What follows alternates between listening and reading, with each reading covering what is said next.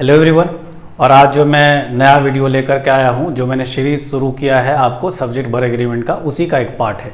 तो आज जो हमारा टॉपिक है वो क्या है, uses of all and there. इसका किस तरीके से हम लोग यूज करते हैं।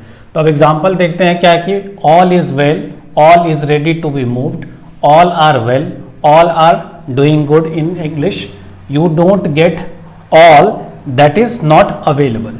अब यहां देख रहे हैं कि कहीं पर ऑल के साथ आर आ रहा है, कहीं पर इज आ रहा है। तो ये कहां पर आर आना चाहिए, कहां पर इज आना चाहिए, कैसे डिसाइड होगा।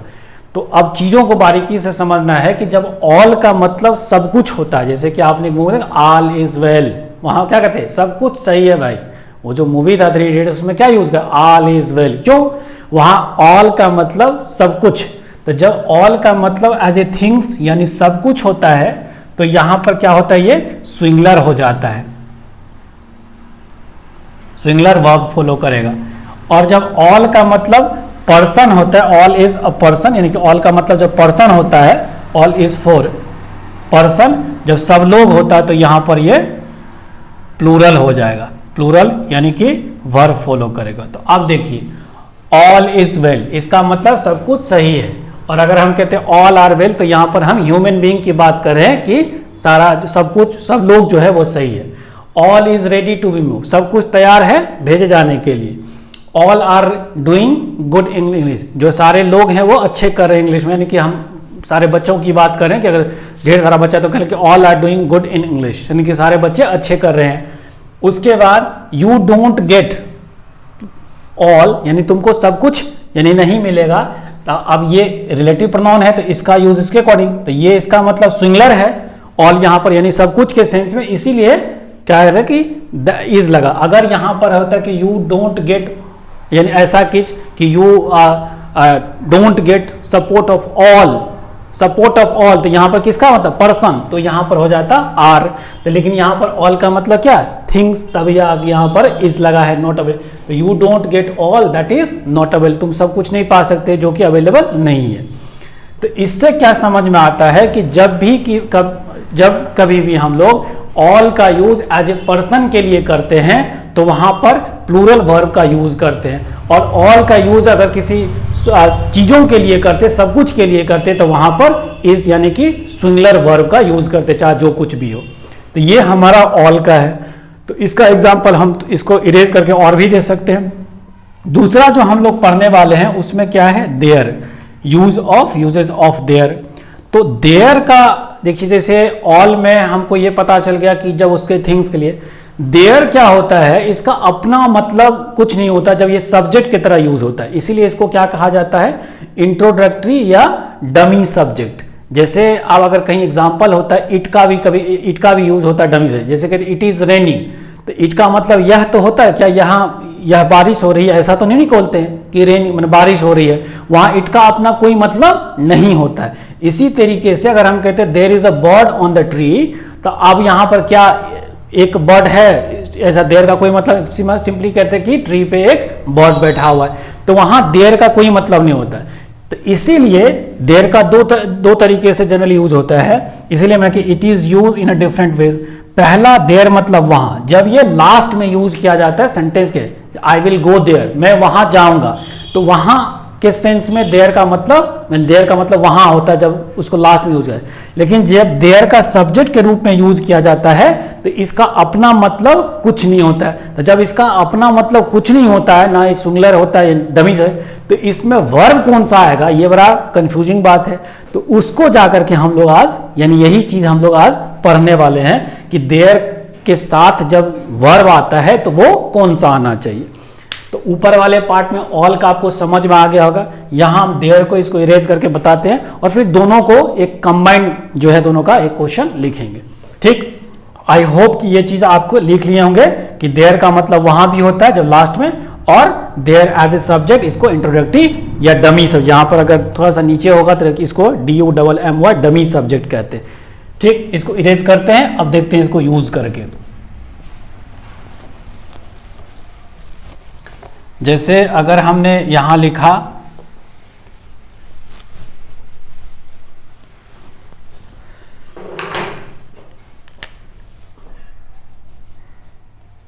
There is a boy who works very hard। अब यहां पर हम यहां जो इज लगाए हो किसके अकॉर्डिंग, चूंकि यहां पर बॉय जो है वो आपको सिंगुलर है और ये तो रिलेटिव प्रोनाउन है, इसके अकॉर्डिंग काम करता है। अगर यहीं पर रहता कि देयर आर पीपल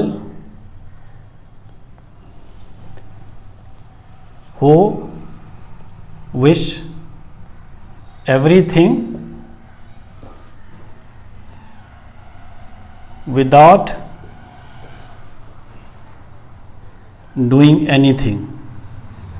अब क्या मतलब हुआ कि कुछ लोग होते हैं वो इच्छा सब कुछ का करते हैं बिना मेहनत किए हुए। तो अब यहां पर पीपल क्या होता है, ये प्लूरल होता है, तो पीपल प्लूरल है यह, इसीलिए यहां पर आर लगा है।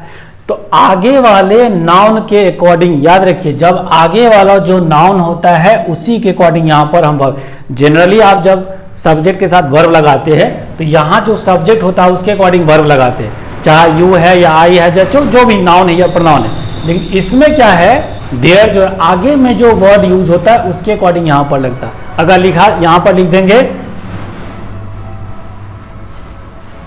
There is water in the pot, तो बर्तन में जो है पानी होता है, चूंकि वाटर के अकॉर्डिंग इज लगा है। अब जैसे हम कहते कि there are many schools which provide quality education. तो यहां पर जो मैनी लगा है और ये स्कूल लगा है तो ये गलत है, क्योंकि जब तक यहां पर स्कूल्स नहीं लगे तब तक यहां आर नहीं होना चाहिए। तो यानी क्या होगा कि इस स्कूल के अकॉर्डिंग यहां पर आर लगा है। तो अब हमें क्या समझ में आ रहा है कि देयर जब भी यूज करते हैं तो आगे वाले नाउन के अकॉर्डिंग हम यहां पर सिंगुलर या प्लूरल वर्ब को यूज करते हैं। इसी में जो दूसरा हमने बताया, आई होप कि आप ये लिख चुके होंगे, इसी में जो हमने बताया कि आई विल या आई शैल मीट हिम देयर। अब यहां देयर का मतलब क्या कि मैं उससे वहां मिलूंगा, या आई एम गोइंग देयर। अब यहां गोइंग देयर करके मैं वहां जा रहा हूं, तो जब लास्ट में यूज होता है देयर तो हियर का मतलब यहां, देयर का मतलब वहां, तो इस सेंस में देयर का मतलब वहां हो जाता है। लेकिन जब सब्जेक्ट होता है तो इसका अपना कोई भी मतलब नहीं होता है। तो इस तरीके से जो है हम देयर को यूज करते हैं और अच्छी तरीके से इसे क्वेश्चन पूछा जा चुका है।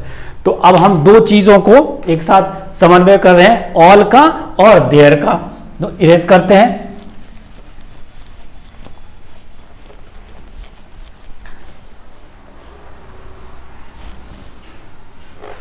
तो अब अगर हम दोनों चीज को मिला करके करते हैं, अगर हम लिखते हैं यहां पर कि ऑल इज गुड, तो इसका मतलब हुआ कि सब कुछ